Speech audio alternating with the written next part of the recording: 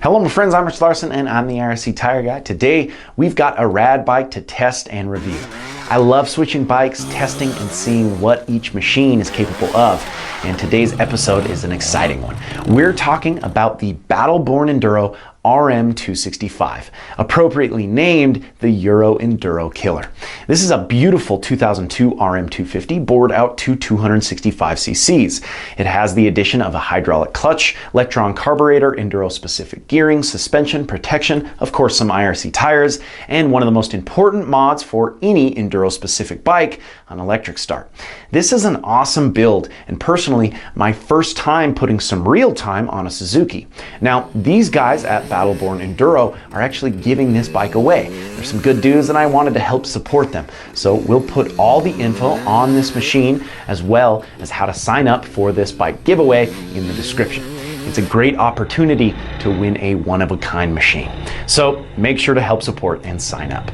Now, of course, I have to start with what this bike is. It's an early 2000s Japanese motocross bike. From the time I've put on different Japanese brands like Yamaha, Honda, and now Suzuki, these bikes have such specific characteristics. The sound, power, handling, and feel are all specific to that pre-four-stroke era. Immediately you know you're on a Japanese bike.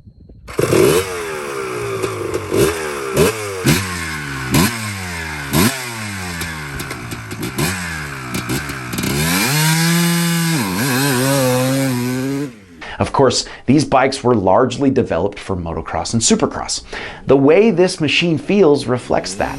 Early 2000s bikes have this motocross snap that truly ups the fun factor when riding. There is so much pop and such a progressive power with these bikes. European machines tend to have a more linear power. They put out what you put in. That noticeable power curve with this RM250 was so surprising right away when riding it around the street. To be honest, at first I was a little bit nervous. The power band hits so hard on this thing. It feels more powerful than a European 300. Plain and simple, I wasn't sure if I'd be able to perform my usual style of riding. But rest assured, as I put time on the bike and adapted to the handling and power characteristics, I started to have a blast. These bikes, as you adapt to them, give you this sort of hero complex that other bikes kind of don't give you anymore.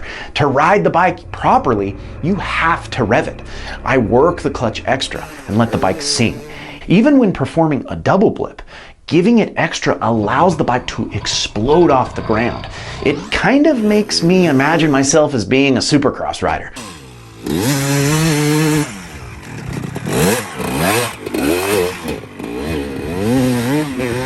You could totally see how you could handle an out-of-a-corner double, loading the engine and clutching off the face.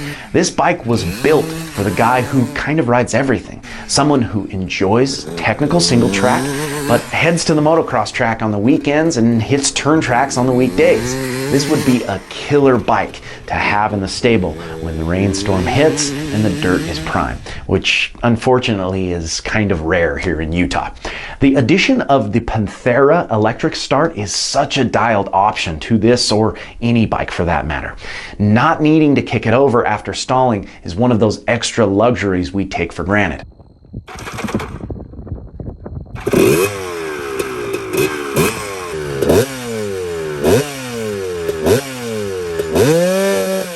The handling of this bike was almost exactly what I expected.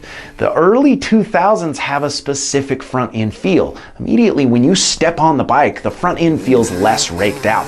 Especially when laying the bike over in a rutted corner, it has this sort of point and shoot feel.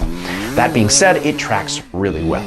The suspension they set was actually great for all-around riding. Soft enough to handle rocky sections, but stiff enough to take harder, abrupt hits. The hydraulic clutch makes for a softer pull and more precise feel than the traditional cable clutch, allowing me to find the needed traction in those more technical sections.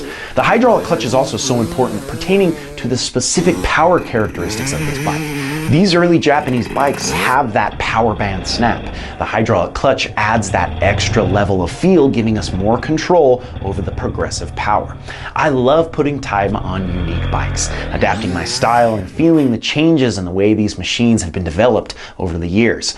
This is a bike that will supply a lot of fun and, as they say, smiles per miles, right? Make sure to support and sign up for your chance to win it. And if you're enjoying the channel, make sure to like, comment, and subscribe, as well as follow us on Instagram at IRC Moto and my personal Instagram page at RichLarson511. And until next time, keep shredding.